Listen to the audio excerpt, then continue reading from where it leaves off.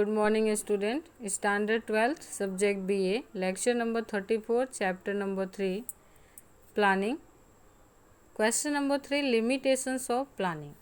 इससे पहले हमने characteristics और second question advantage और importance of planning देखा था. ये हमारा question number 3 है जो हम देखने वाले हैं आज. उसमें जो limitations है वो डिस्कस करेंगे. आपको पता है कि अगर इम्पोर्टेंस है कोई किसी भी क्वेश्चन के तो लिमिटेशंस होंगे ही होंगे. फर्स्ट है अनसर्टेन फ्यूचर.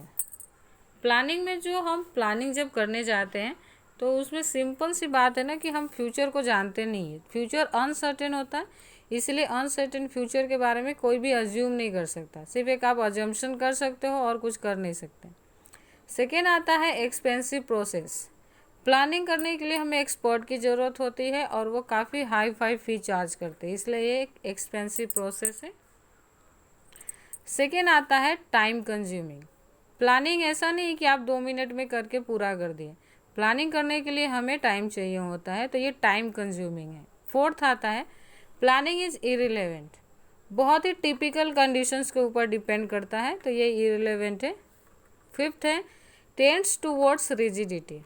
ये रिजिडिटी को बढ़ावा देता है, मीन्स कि कॉम्प्लिकेशंस होते हैं इसके अंदर. सिक्स्थ है uncertain of external factors.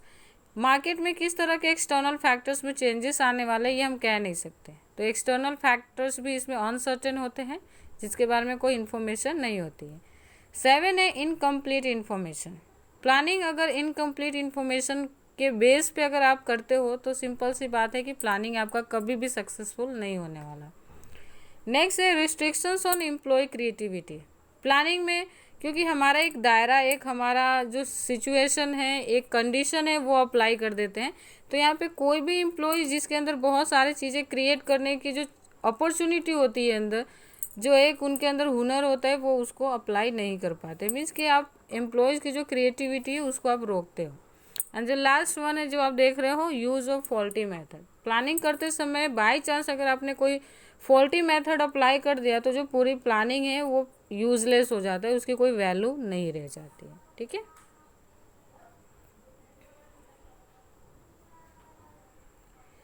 Next आता है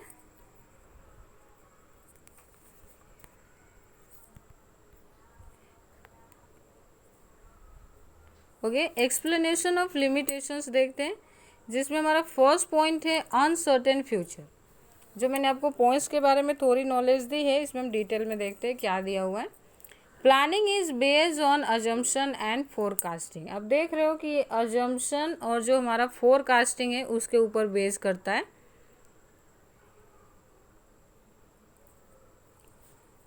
नेक्स्ट है which is made for the future but future is uncertain. जो कि हमारे फ्यूचर के लिए बनाया जाता है. हम जो प्लानिंग करते हैं वो हमारे फ्यूचर के लिए करते हैं, और फ्यूचर क्या होता है, अनसर्टेन होता है.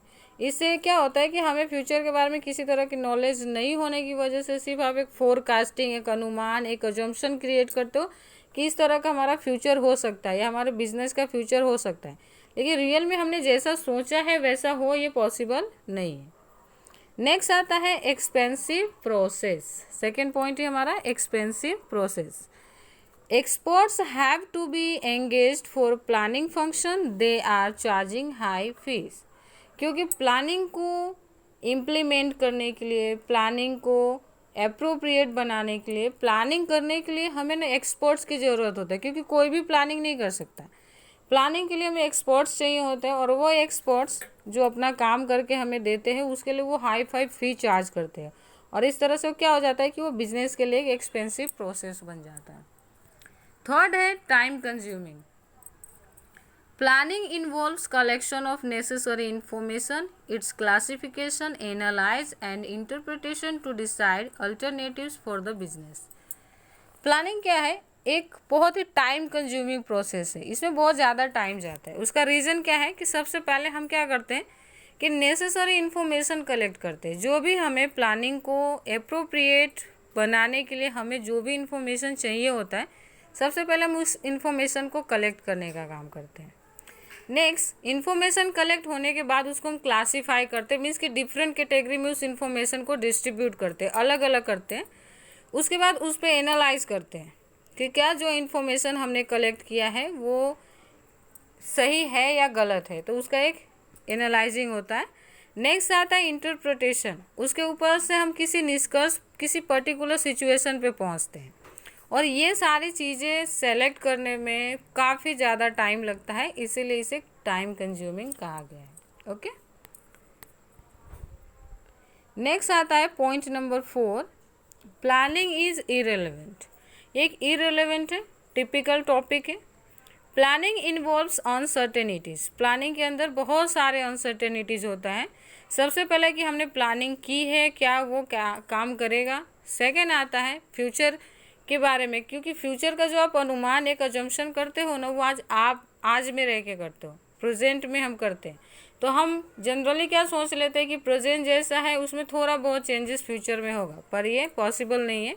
फ्यूचर हमने देखा नहीं है, इसलिए ये पूरा उल्टा भी हो सकता है हमारे थिंकिंग के, तो इसलिए ये एक इरेलेवेंट और अनसर्टेन प्रोसीजर है। Planning become irrelevant due to time, circumstances और factor effective business unit.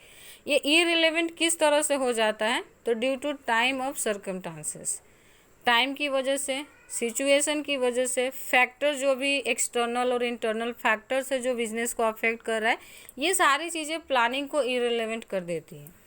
Fifth आता है हमारा पॉइंट है incomplete information. Necessary information are to be collected for the planning process. Incomplete, हमें ना प्लानिंग करने के लिए कुछ नेसेसरी इन्फॉर्मेशन चाहिए होता है, जो कि हम अलग अलग एरिया से, अलग अलग कैटेगरी से हम इसको जो है उसको हम कलेक्ट करते हैं। लेकिन ये हो सकता है कि जब आप इन्फॉर्मेशन कलेक्ट करो और आपने जिस भी पर्सन को इन्फॉर्मेशन कलेक्ट करने के लिए भेजा है, ऐसा हो सकता है कि वो व्यक्ति ऑनेस्टी ना दिखाए और उसने इन्फॉर्मेशन कलेक्ट ही ना करी हो और कुछ फेक इन्फॉर्मेशन लाके कंपनी को प्रोवाइड करी हो, या फिर इन्फॉर्मेशन कलेक्ट भी किया हो तो उसके सोर्सेस गलत हो। ये बहुत सारे ऑप्शंस यहाँ पे हो सकते हैं जो हमारे जो इन्फॉर्मेशन है उसको इनकम्प्लीट करता है या फिर यूजलेस कर देता है, तो ये सारी चीज़ें इसमें इन्वॉल्व होते हैं। सिक्स्थ है use of faulty method. While deciding assumption and estimates, different mathematical and statistical method are use. Faulty method, यहाँ पे जब भी आप प्लानिंग करते हो तो जो अजम्पशन करते हो, जो एस्टिमेशन लगाते हो, उसमें बहुत सारे हम न्यूमेरिकल चीज़ों का यूज़ करते हैं, जिसमें मैथमेटिक और स्टेटिस्टिक्स दोनों इन्वॉल्व होते हैं। तो जब भी हम मेथड चूज़ करते हैं प्लानिंग करने के लिए, तो जो मेथड सपोज कि आपने चुना वो हो सकता है कि यूज़लेस हो, उसका कोई मीनिंग ना हो, वो मेथड ही गलत हो।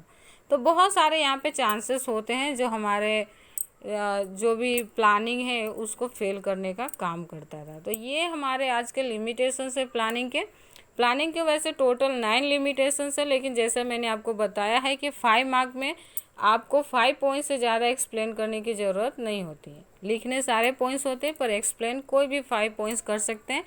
तो हमने आपको यहाँ पे 6 पॉइंट्स एक्सप्लेन किया है। आई होप कि आपको टॉपिक समझ में आया होगा। Thank you.